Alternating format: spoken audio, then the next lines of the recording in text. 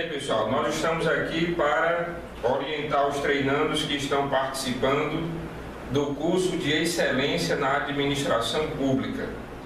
O objetivo deste vídeo aula é a gente fazer um resumo dos tópicos que foram abordados na apostila e ser um guia orientador para a resolução das questões da avaliação. Na verdade, esse curso Excelência na Administração Pública, ele começa falando sobre as formas de administração pública. Formas de administração pública. Historicamente ou academicamente, nós tivemos no Brasil e no mundo 3 formas importantes de administração pública. A primeira delas foi o patrimonialismo. O patrimonialismo era a época dos reis, dos imperadores, dos faraós. Era a época de um soberano. Esse nome patrimonialismo é porque tudo era patrimônio deste soberano. Então, o que é que acontece? O patrimonialismo, ele tem características que, infelizmente, nos deixaram legados muito negativos para a gestão pública, como, por exemplo, o nepotismo, a corrupção, o clientelismo, o fisiologismo e outros legados, infelizmente, ruins. Lembrando que o nepotismo acontece quando o gestor público coloca nos cargos públicos a sua parentela, sem concurso. O clientelismo é o uso da máquina pública para uma minoria privilegiada. É uma finalidade perversa, porque a máquina pública deve estar a trabalho da grande maioria. O fisiologismo é aquela troca de favores que, infelizmente, ainda existe na nossa administração pública. Outra característica marcante do patrimonialismo é que não há uma clara distinção entre o que é público e o que é particular. Então, no patrimonialismo, tudo pertence ao soberano, as terras, o dinheiro, a riqueza, as pessoas que eram escravos, súditos. O patrimonialismo, ele é muito bem representado por uma frase do rei francês Luís XIV. Certa vez ele disse: o Estado sou eu. Com o passar do tempo, as sociedades foram ficando mais desenvolvidas, mais complexas, o mundo foi ficando diferente e o patrimonialismo sucumbiu de forma institucional, porque como prática ele existe até hoje. Depois do patrimonialismo, nós tivemos a administração pública burocrática. Então, a segunda forma importante de administração pública foi a burocracia. A burocracia, idealizada pelo sociólogo alemão Max Weber, a burocracia traz uma grande preocupação com o controle. O objetivo era tentar corrigir os erros do sistema anterior. Então, na burocracia, o controle é sempre a priori. Ele é antes, porque se desconfia de todo mundo. Na burocracia, o controle também é muito rígido. Quais são as principais características da burocracia? O formalismo, tudo é formal, tudo é por escrito. A impessoalidade. Na burocracia, as pessoas são tratadas como ocupantes de cargo. Na burocracia, nós temos, além do formalismo, além da impessoalidade, o profissionalismo. A burocracia nos legou o mérito. Segundo Max Weber, para ocupar um cargo público, o profissional deveria estar ali pelo mérito, não pela indicação pessoal, como acontecia no patrimonialismo.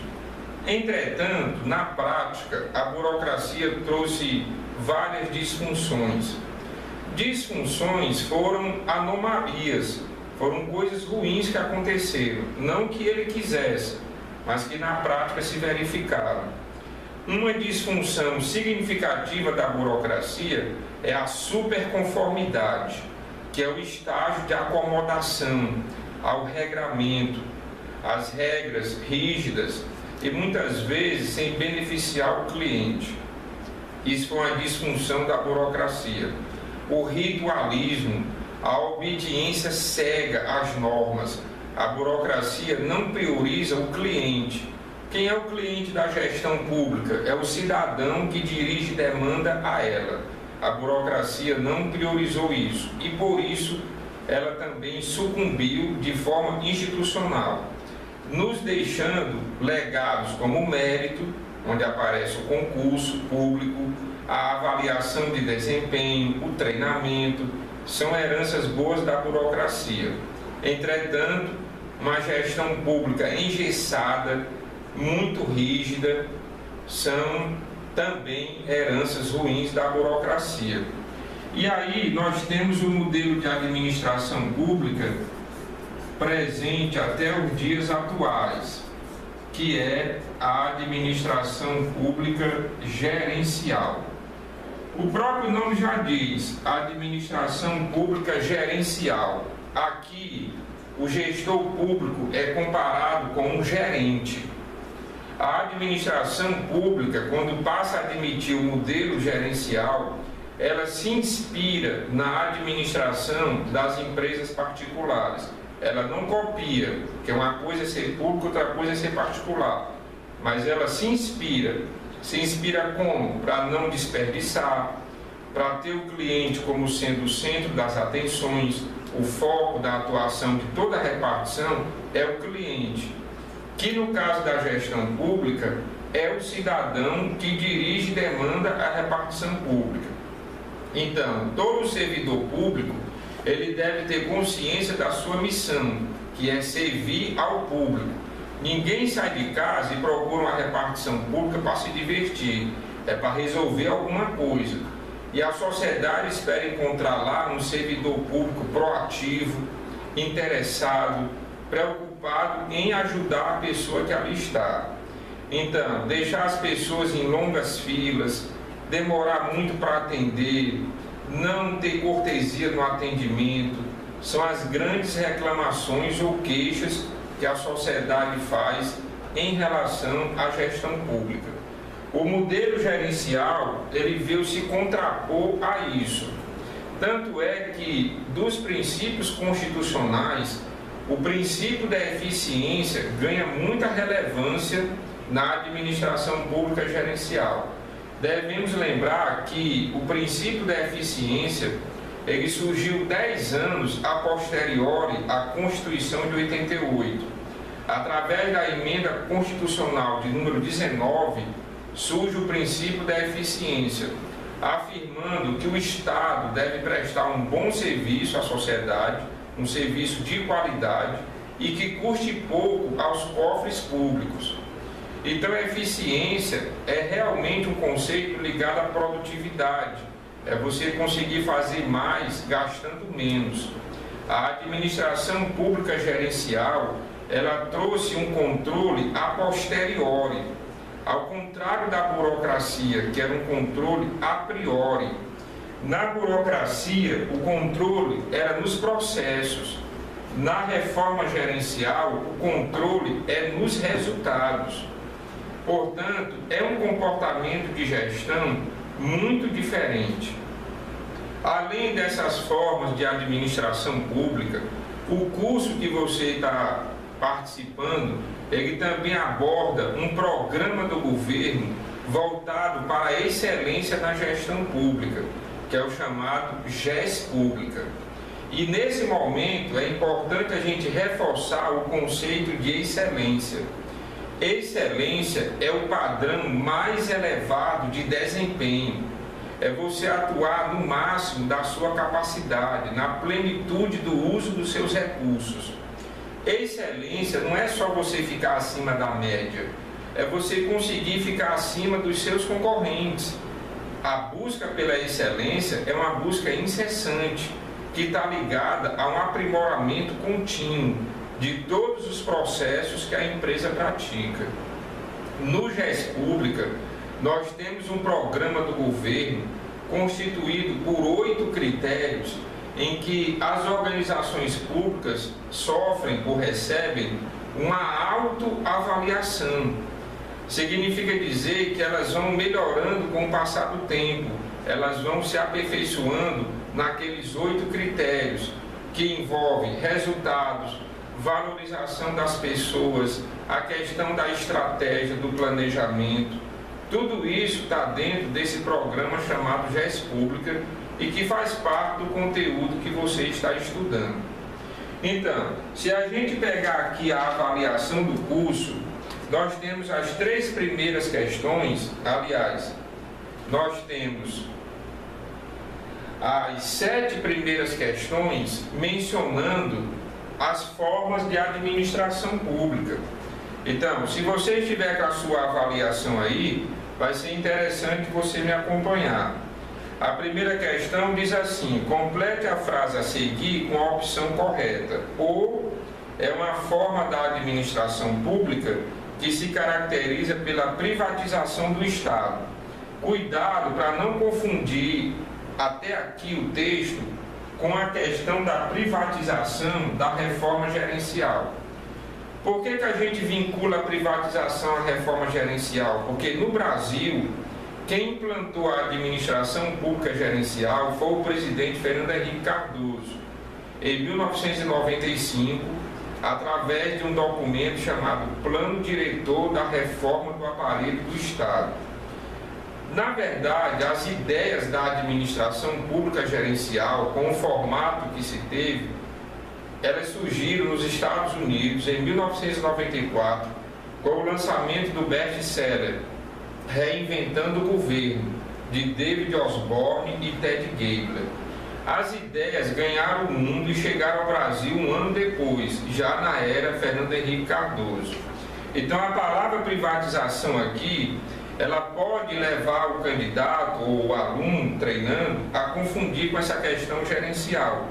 Mas observe que o restante da questão diz: pela interpermeabilidade dos patrimônios público e privado.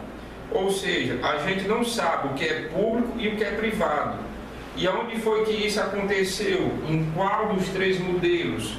Naquele em que havia um soberano, em que tudo pertencia a ele. Então você vai ter a condição de acertar a questão. A questão 2 quer saber quais são os princípios básicos da burocracia. Então, onde a opção falar em flexibilidade, você não pode marcar. A burocracia é um sistema rígido, muito rigoroso. Onde tiver decisões horizontais, tu não pode marcar. Na burocracia, a pirâmide era muito vertical, a pirâmide hierárquica. Então, você vai procurar a opção que vai falar sobre a questão da hierarquia, da impessoalidade, da especialização, que na burocracia cada pessoa só fazia uma coisa, era o princípio da especialização. Na questão 3, ele também fala sobre a burocracia, cita o nome do sociólogo Max Weber. E a questão quer saber os 3 elementos mais encontrados na burocracia. Nós devemos lembrar que nepotismo não é da burocracia, é lá do patrimonialismo. Então você vai procurar onde tiver formalismo, impessoalidade, hierarquia, onde tiver profissionalismo. A questão 4 está pedindo para você marcar a opção onde tem uma disfunção da burocracia.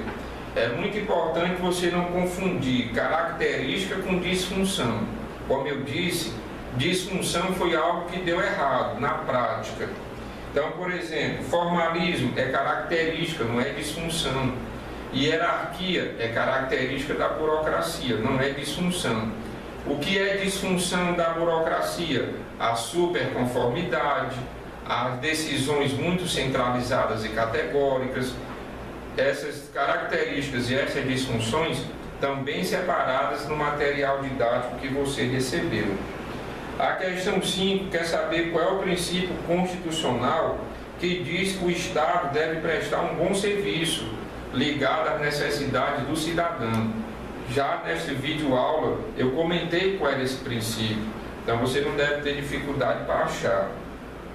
A questão 6, quer que você marque a opção que não é princípio da administração gerencial. A administração gerencial, ela oportunizou o controle social, o controle dela é a posteriori, ela é voltada para o cidadão e para a qualidade dos serviços, ela é descentralizada, então você vai ver qual é a opção que não se enquadra nisso. A 7ª questão também fala sobre a administração gerencial, e aí você vai ter que aplicar aquele conhecimento, que ela se inspira na empresa privada, mas não copia os seus princípios, onde tem lucro, muita concorrência. O controle dela é a posteriori. O administrador é comparado a um gerente que vai comandar recursos e dar resultados. Você vai observar pelas opções aquela que tem esse perfil. A questão 8 diz: a qualidade no serviço público é alcançada quando a gestão está voltada, que foi que nós comentamos aqui, que o foco da gestão pública é o cliente, como é na empresa privada. Na empresa privada, o cliente é chamado a sua majestade. Na gestão pública, o cliente é o cidadão. Então é importante ter isso em mente. A questão 9 fala sobre a excelência, que está ligada à reforma gerencial. E a questão 10 também fala sobre a questão da excelência, que, conforme nós já vimos, se refere ao padrão mais elevado de desempenho. Portanto, com essas colocações que nós fizemos agora, nós estamos concluindo este vídeo aula, tendo a certeza que contribuímos para que você logre êxito na sua avaliação. Estamos esperando o seu envio para fazer a correção e em seguida emitir o seu certificado. Boa sorte!